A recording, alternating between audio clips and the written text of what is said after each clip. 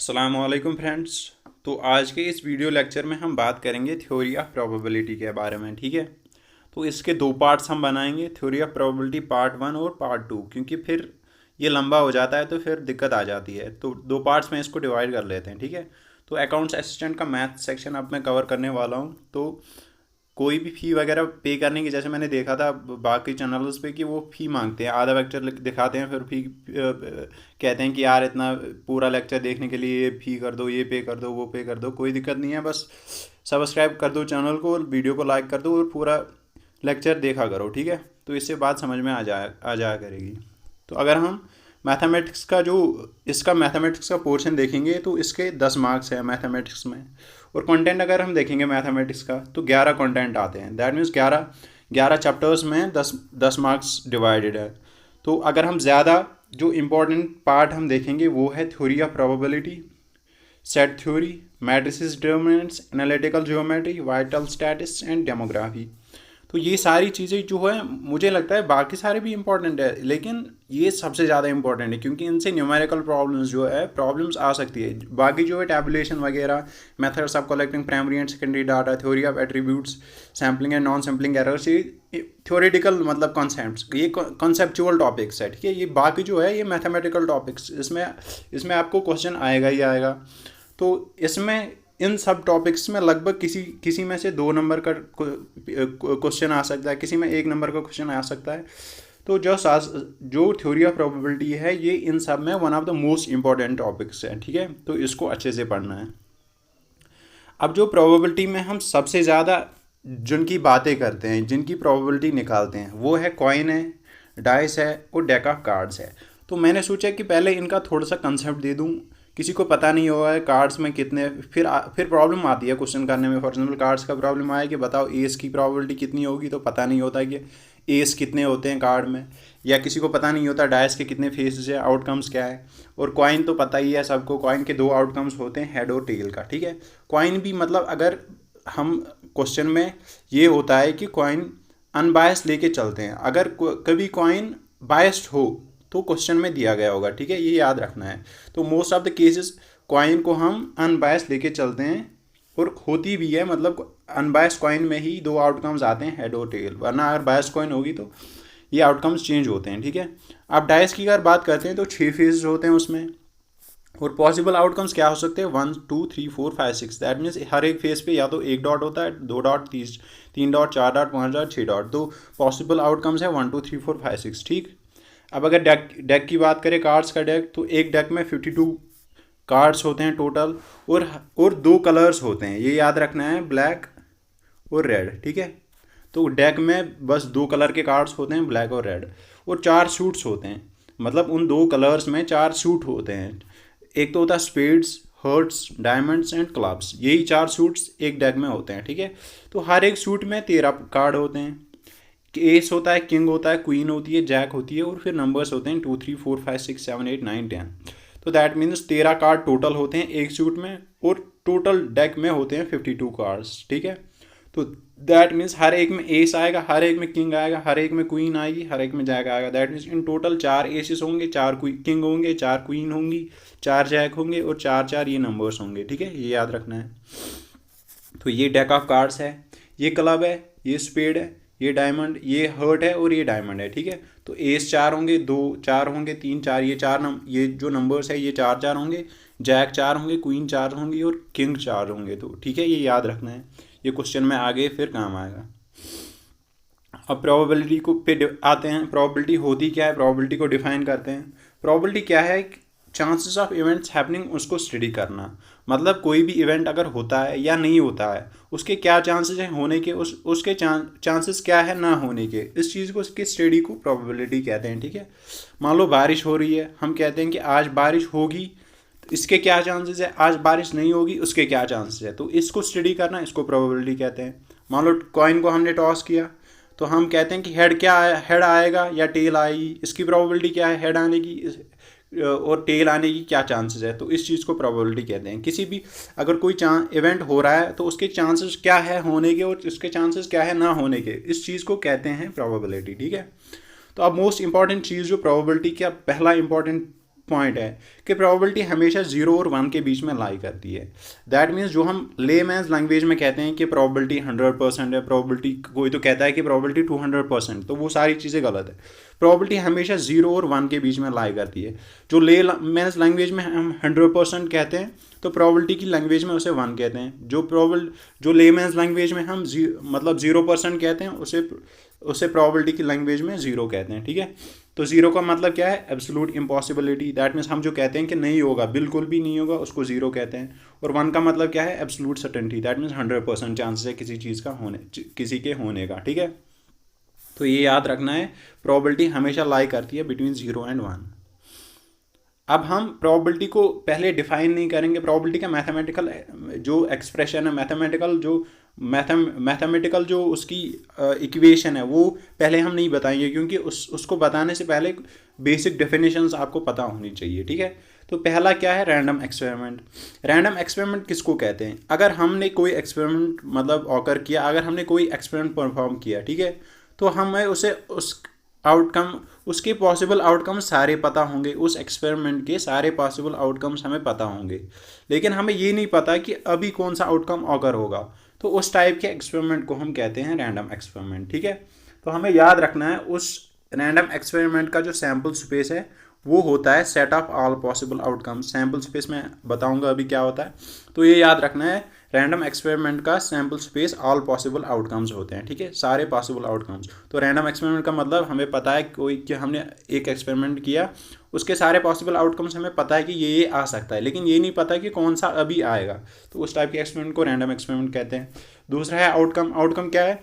Possible result क्या है किसी भी रैंडम एक्सपेरिमेंट का? हमने हेड को कॉइन को टॉस किया, उसके पॉसिबल आउटकम्स क्या हो सकते हैं? हेड आ सकता है या टेल आ सकता है। ठीक है, तो पॉसिबल रिजल्ट क्या है किसी भी एक्सपेरिमेंट का? उसको कहते हैं आउटकम। अब सैम्पल स्पेस क्या है? सैम्पल स्पेस क्या है? Set of all possible outcomes. जो भी सारे पॉसिबल आउटकम्स है उसका सेट, उसको कहते हैं सैम्पल स्पेस, और ये डिनोट होता है एस से। ठीक है, अब किसी को पता नहीं होगा कि सेट क्या होता है, किसी फॉर एग्जांपल जिसने मैथ नहीं पढ़ी होगी उसको पता नहीं होगा सेट क्या है। तो सेट में याद दिला दूँ, सेट होता है collection of well defined and distinct objects. किसी भी वेल डिफाइंड और डिस्टिंक्ट ऑब्जेक्ट्स का सेट, अगर हम किसी भी उसका कलेक्शन, उसको कहते हैं सेट। ठीक है, तो सेट को हम ब्रेसिस में हमेशा रखते हैं। कोई भी सेट अगर बनाना हो तो ब्रेसिस हमेशा यूज़ होते हैं। ठीक है, मान लो, और ये याद रखना है कि वेल डिफाइंड होने चाहिए जो भी ऑब्जेक्ट्स आप सेट में रख रहे हो, और डिस्टिंक्ट ऑब्जेक्ट्स होने चाहिए। ठीक है, वेल डिफाइंड का मतलब क्या है कि आपने किसी सेट में कोई चीज़ रखी और आपको पता ही नहीं है वो चीज़ क्या है, तो उसको हम सेट नहीं कहेंगे। ठीक है, तो सेट क्या है? Collection of well defined and distinct objects, उसको सेट कहते हैं। अब सैम्पल स्पेस क्या है? Set of all possible outcomes. जो भी किसी भी रैंडम एक्सपेरिमेंट से जो भी पॉसिबल आउटकम्स आ सकते हैं उनका हम एक सेट बनाएंगे, तो उसको सैम्पल स्पेस कहते हैं, और ये डिनोट होता है एस से। ठीक है, अब क्या है इवेंट? इवेंट क्या है? सबसेट, किसी भी सैम्पल स्पेस का सबसेट को इवेंट कहते हैं। अब सबसेट क्या है? मान लो हमारे पास एक इवेंट है ए और एक इवेंट है बी, हम तब कहेंगे ए है सबसेट किसका? बी का। ए सबसेट है बी का जब सारे एलिमेंट्स जो ए है वो बिलोंग करेंगे बी के। दैट मीन्स जो भी एलिमेंट्स ए में होंगे, जब वो सारे एलिमेंट्स बी में भी होंगे, तो हम तब कहेंगे ए सबसेट है बी का। ठीक है, तो उसको सबसेट कहते हैं। अब इवेंट क्या है? सब सैम्पल स्पेस का सबसेट। ठीक है, और ये डिनोट होता है ई से। अब इवेंट के बहुत सारे टाइप के होते हैं इवेंट। पहला है इम्पॉसिबल इवेंट। इम्पॉसिबल इवेंट क्या होता है? वो इवेंट जिसकी प्रोबेबिलिटी 0 हो आकर होने की। ठीक है, उसको इम्पॉसिबल इवेंट कहते हैं। मान लो हमने डाई को रोल किया, हमने डाइस को रोल किया, ठीक, उसका सैम्पल स्पेस क्या आ सकता है? 1 2 3 4 5 6 7। अब मान लो कोई कहता है कि event of getting 7 in rolling A dice is an impossible event. मान लो अगर हमें कोई कहता है बताओ प्रोबेबिलिटी क्या है 7 आने की, जब हमने एक डाई को रोल किया, तो उसकी प्रोबेबिलिटी तो 0 है, क्योंकि 6 तक ही नंबर आते हैं डाई में। तो इस टाइप के इवेंट को क्या कहते हैं? Impossible event. दूसरा है श्योर इवेंट। श्योर इवेंट क्या है? अगर किसी भी इवेंट के ऑकर होने के 100% चांसेस हो, अगर उसकी प्रोबेबिलिटी 1 हो, तो उसको कहते हैं श्योर इवेंट। मान लो हमारे पास एक इवेंट है कि हमने डाई को थ्रो किया, तो बताओ event of getting a natural number less than 7। तो लेस देन 7 आने का चांसेस तो 100% है, क्योंकि 1 2 3 4 इनमें से कोई भी नंबर तो आ सकता है ना, नेचुरल नंबर लेस देन 7। तो इसका मतलब इस टाइप के इवेंट को श्योर इवेंट कहते हैं। ठीक है, तीसरा है इक्वली लाइकली इवेंट्स। ठीक, इक्वली लाइकली इवेंट्स क्या होते हैं? ए सेट ऑफ इवेंट्स, उनको इक्वली लाइकली तब कहेंगे जब उनकी इक्वल पॉसिबिलिटी हो ऑकर होने की। ठीक है, जब उनकी इक्वल पॉसिबिलिटी हो ऑकर होने की, हम कहेंगे उन टाइप के इवेंट्स को हम कहेंगे क्या कहेंगे, इक्वली लाइकली इवेंट्स। मान लो हमने डाई को रोल किया, तो आउटकम क्या आ सकते हैं पॉसिबल, 1 2 3 4 5 6, ठीक है। तो इसका मतलब हर एक जो नंबर है उनमें से उसके बिल्कुल चांसेस, उसके इक्वल चांसेस है आने के। 1 भी आ सकता है, 2 भी आ सकता है, 3 भी आ सकता है। दैट मीन्स हर एक नंबर के इक्वल चांसेस है ऑकर होने के। उस टाइप के इवेंट्स को कहते हैं इक्वली लाइकली इवेंट्स। अब चौथा है mutually exclusive events. Mutually exclusive events क्या कहते हैं कि सेट ऑफ इवेंट्स को हम तब कहेंगे म्यूचुअली एक्सक्लूसिव, ठीक है, जब ऑकरेंस ऑफ वन इवेंट वो एक्सक्लूड करेगा possibility of occurrence of another event, ठीक। दैट मीन्स दोनों वो साइमल्टेनियसली ऑकर ही नहीं हो सकते। मान लो हमने कॉइन को टॉस किया, हेड आ गया, तो अगर हेड आता है तो टेल का जो ऑकरेंस है वो नल हो जाएगा, नल एंड वॉइड हो जाएगी उसकी ऑकरेंस, ठीक है। तो वो हेड आएगा, जब हेड आएगा तो वो रूल आउट करेगा टेल के आने का। तो इस टाइप के इवेंट्स को कहते हैं कि mutually exclusive events. Mutually exclusive events का मतलब ये है कि जब एक इवेंट ऑकर होगा तो वो रूल आउट करेगा दूसरी इवेंट की पॉसिबिलिटी को, दूसरी इवेंट के ऑकर होने की पॉसिबिलिटी को। दैट मीन्स दोनों इवेंट्स साइमल्टेनियसली ऑकर नहीं हो सकते, ठीक है। तो इस टाइप के इवेंट्स को डिसजॉइंट इवेंट्स भी कहते हैं, ठीक है, डिसजॉइंट इवेंट्स भी कहते हैं। तो मान लो अगर हमारे पास है एक इवेंट 1 2 3 4 5 6, ठीक है, सैम्पल स्पेस इसका 1 2 3 4 5 6, ठीक है। तो अब आपने एक इवेंट लिया सेट ऑफ इवन नंबर्स, दूसरा इवेंट लिया सेट ऑफ ऑड नंबर्स। अब क्या है, अब अगर हमने एक सेट ले लिया set of even number, that means अगर इवन नंबर सेट ऑकर होगा तो ऑड नंबर वाला सेट की पॉसिबिलिटी 0 होगी, ठीक है। तो उस टाइप के इवेंट्स को डिसजॉइंट इवेंट्स कहते हैं। और उनका इंटरसेक्शन ए इंटरसेक्शन बी वो होता है फाई के बराबर।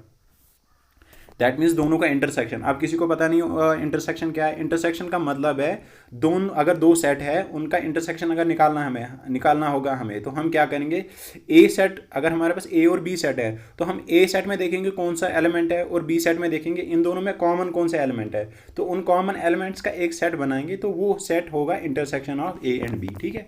तो इसका मतलब अगर हमारे पास दो इवेंट्स है ए एंड बी, ए क्या है set of odd numbers, B क्या है सेट ऑफ इवन नंबर्स, तो दोनों में तो कॉमन कोई भी नहीं है। दैट मीन्स दोनों में कॉमन क्या है, फाइव, ठीक है। फाइव का मतलब सेट ऑफ 0 नंबर्स। ये फाइव जो है सबसेट है किसी भी सेट का, ठीक है।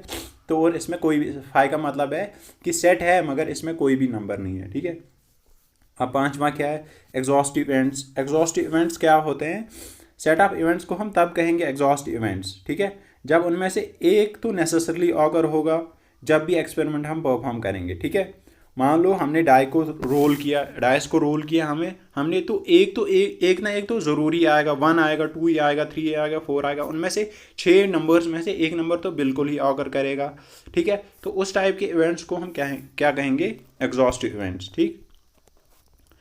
अब मैंने ये जो टर्म्स थी इनको जल्दी इसलिए एक्सप्लेन किया क्योंकि ये ज़्यादा इंपॉर्टेंट नहीं है, ये मतलब प्रोबेबिलिटी का कंसेप्ट समझने के लिए थोड़ा सा इंपॉर्टेंट है।